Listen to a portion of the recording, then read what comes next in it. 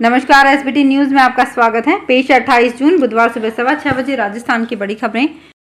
विधानसभा चुनावों के मद्देनजर बीजेपी के केंद्रीय नेतृत्व का राजस्थान पर पूरा फोकस है। यही वजह है कि लगातार राजस्थान में पीएम मोदी से लेकर केंद्रीय मंत्रियों और नेताओं के दौरे हो रहे हैं। इसी क्रम में अगले 3 दिन प्रदेश में केंद्रीय नेताओं के दौरे रहेंगे। इसमें आज 28 जून को जोधपुर में रक्षा मंत्री राजनाथ सिंह, कल 29 जून को भरतपुर में बीजेपी के राष्ट्रीय अध्यक्ष जेपी नड्डा और 23 जून को गृह मंत्री अमित शाह उदयपुर में जनसभा को संबोधित करेंगे। इन दौरों से बीजेपी इन तीनों संभागों में अपनी राजनीतिक पकड़ तो मजबूत करने की कोशिश कर ही रही है, वहीं विधानसभा चुनाव से पहले कार्यकर्ताओं को एकजुट करने और स्थानीय स्तर पर हावी गुटबाजी को भी समाप्त करने में लगी है। वहीं दौरों के जरिए सोशल इंजीनियरिंग को भी साधने की कोशिश की जा रही है। अब बीजेपी 31 मई को अजमेर में पीएम मोदी की सभा से राजस्थान में चुनावी शंखनाद कर दिया था, जिसके बाद से लगातार बीजेपी प्रदेश को लेकर आक्रामक रणनीति के तहत काम कर रही है। भारत के नियंत्रक एवं महालेखा परीक्षक दिल्ली के मुख्यमंत्री अरविंद केजरीवाल के आवास के रिकंस्ट्रक्शन के दौरान हुई अनियमितताओं और उल्लंघनों की विशेष जांच करेंगे। उपराज्यपाल वीके सक्सेना ने 24 मई को पत्र लिखकर बंगले के विशेष सीएजी ऑडिट की सिफारिश की थी, जिसके बाद गृह मंत्रालय ने इस पर एक्शन लिया है। इसके पहले मुख्य सचिव ने 27 अप्रैल और फिर 22 मई को इस बारे में अपनी रिपोर्ट सौंपी थी। इन रिपोर्ट्स के मुताबिक केजरीवाल के आवास के रिनोवेशन के लिए 33 करोड़ 49 लाख रुपए खर्च हुए थे। वहीं उनके ऑफिस पर 19 करोड़ 22 लाख रुपए खर्च किए गए। पुराने बंगले को रिनोवेशन के नाम पर गिराकर नया बंगला बनाया गया था। राजस्थान के मुख्यमंत्री अशोक गहलोत 3 जुलाई को प्रदेश भर के लाखों पेंशनधारियों को पेंशन की सौगात देंगे। अब राज्य में न्यूनतम 1000 रुपए पेंशन की राशि पेंशनधारियों के खातों में ट्रांसफर होंगे। बताया जा रहा है कि 3 जुलाई को सीएम गहलोत बटन दबाकर खातों में राशि ट्रांसफर करेंगे। इसके लिए जयपुर में एक बड़ा कार्यक्रम हो सकता है। डीजीजीआई जयपुर का बड़ा एक्शन चर्चा का विषय बना हुआ है। ये सिंडिकेट 569 शेल फर्मों का संचालन कर रहा था और उनके माध्यम से 1047 करोड़ रुपए की भारी धोखाधड़ी वाली आईटीसी बनाई गई।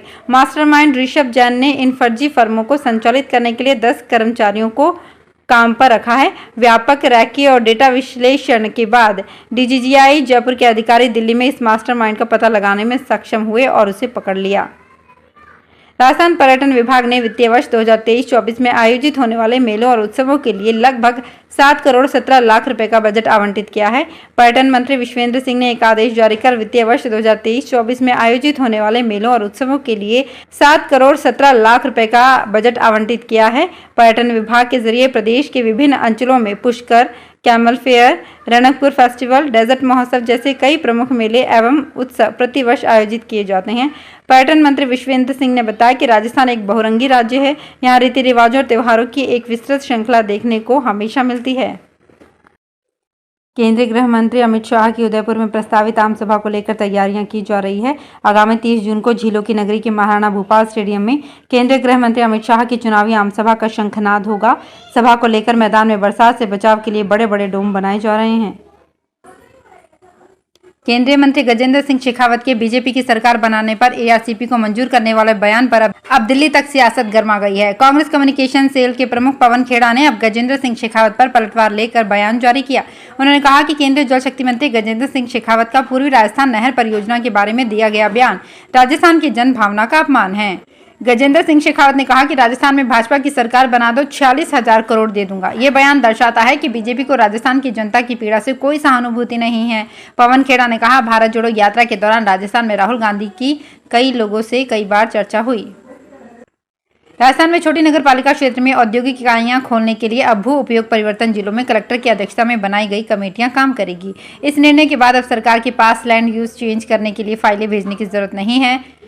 सरकार का ये निर्णय कार्यकाल के आखिरी समय में आया है ताकि मंत्री स्तर पर फाइलों का डिस्पोजल ना हो। अगर नई सरकार आती है तो जान से बचने के लिए मंत्रियों ने नया रास्ता निकाल लिया है। पिछले 2 माह में नगरीय विकास विभाग का ये तीसरा ऐसा निर्णय है जिसमें बड़े मामलों में मंत्री की इन्वॉल्वमेंट को खत्म किया गया है।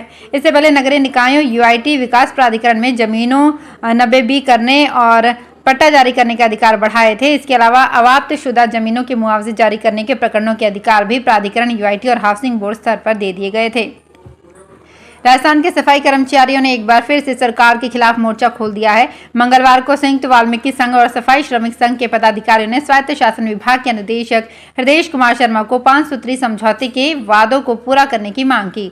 सफाई श्रमिक संघ पदाधिकारियों ने कहा कि इससे पहले जब हम लंबित भर्ती समेत दूसरी मांगों को लेकर हड़ताल पर बैठे थे, तब सरकार के आला अधिकारियों ने 5 मांगों पर समझौता कर हड़ताल खत्म करवाई थी, लेकिन 2 महीने का वक्त बीत गया है। झुंझुनू में जिला उपभोक्ता विवाद प्रतितोष आयोग ने 28 जून को विशेष अदालत का आयोजन किया जाएगा, जिसमें प्री लिटिगेशन एवं आयोग में लंबित प्रकरणों पर आपसी समझाई से समझौता करने वाले मामलों में अवार्ड पारित किए जाएंगे।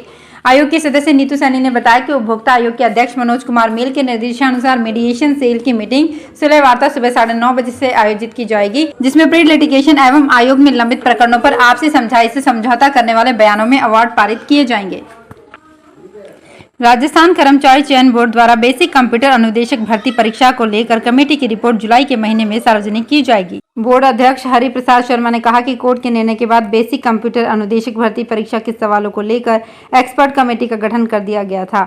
वहीं कमेटी का फैसले पर लीगल ओपिनियन लेने के बाद अगले सप्ताह तक जारी किया जाएगा। ऐसे में माना जा रहा है कि कमेटी के फैसले के बाद बेसिक कंप्यूटर अनुदेशक भर्ती के रिक्त पदों पर एक बार फिर से नियुक्ति का रास्ता साफ हो सकेगा। प्रतापगढ़ जिले के जनजाति बालक एवं बालिका खेल अकादमी छात्रावास में प्रवेश के लिए जनजाति विभाग के अनुसार खेल प्रतियोगिता आयोजित करवाई गई। खेल प्रतियोगिता रोड के सामने स्थित खेल मैदान में आयोजित हुई, जिसमें 800 बालक और बालिकाओं ने भाग लिया। खेल अकादमी छात्रावास प्रवेश 2023-24 के लिए बालक बालिकाओं का ऊर्जा परीक्षण के माध्यम से उनका चयन किया जाएगा। खेल गाँव में आयोजित 2 दिवसीय खेल आयोजित होंगे। चिन्ह बालक बालिकाओं की हाइट, दौड़ आदि के माध्यम से उनके चयन प्रक्रिया को लेकर प्रशिक्षक अंक निर्धारित करेंगे, जिसके बाद इनकी फाइनल मेरिट जारी होगी। राजस्थान लोक सेवा आयोग की ओर से मंगलवार को आयोजित खाद्य सुरक्षा अधिकारी प्रतियोगी परीक्षा 2022 निर्विघ्न संपन्न हो गई। अजमेर मुख्यालय पर आयोग के संयुक्त सचिव आशुतोष गुप्ता ने बताया कि अजमेर सहित जयपुर, उदयपुर, जोधपुर केंद्रों पर आयोजित परीक्षा में उपस्थिति 40.03% रही। उन्होंने बताया कि परीक्षा के लिए 47,782 अभ्यर्थी पंजीकृत थे, जिनमें से 21,992 अभ्यर्थियों ने परीक्षा दी तथा 25,970 अभ्यर्थी अनुपस्थित रहे। राजस्थान के मुख्यमंत्री अशोक गहलोत ने कहा है कि सामूहिक विवाह सम्मेलनों के आयोजन से आर्थिक दृष्टि से कमजोर परिवारों को संबल मिलने के साथ इनमें विभिन्न समाज, जाति और धर्म के परिवार सम्मिलित होकर अनेकता में एकता की भावना को साकार करते हैं। सीएम गहलोत मंगलवार को चित्तौड़गढ़ के निम्बाहेड़ा स्थित कृषि उपज मंडी में हरीश आंजना एजुकेशन सोसाइटी द्वारा आयोजित द्वितीय निःशुल्क सर्वधर्म सामूहिक विवाह सम्मेलन को संबोधित कर रहे थे। उन्होंने कहा कि राज्य सरकार ने सामूहिक विवाह सम्मेलनों को भरपूर प्रोत्साहन दिया है। जोधपुर की प्रमुख अनाज मंडियों जीरा मंडी में सोमवार को प्रमुख मसाला फसल जीरा व इसबगोल में तेजी रही। जीरा में प्रति क्विंटल 1450 से 1500 रुपये और इसबगोल में प्रति क्विंटल 150 से 200 रुपये तक की तेजी दर्ज की गई। आपको बता दें कि जीरे की कीमत 700 रुपये प्रति किलोग्राम तक जा पहुंची है। इस तरह से फुटकर में अब जीरा बादाम के रेट में मिलने लगा है। तो फिलहाल इस बुलेटिन में इतना ही, फिर हाजिर होंगे कुछ और बड़ी खबरों के साथ।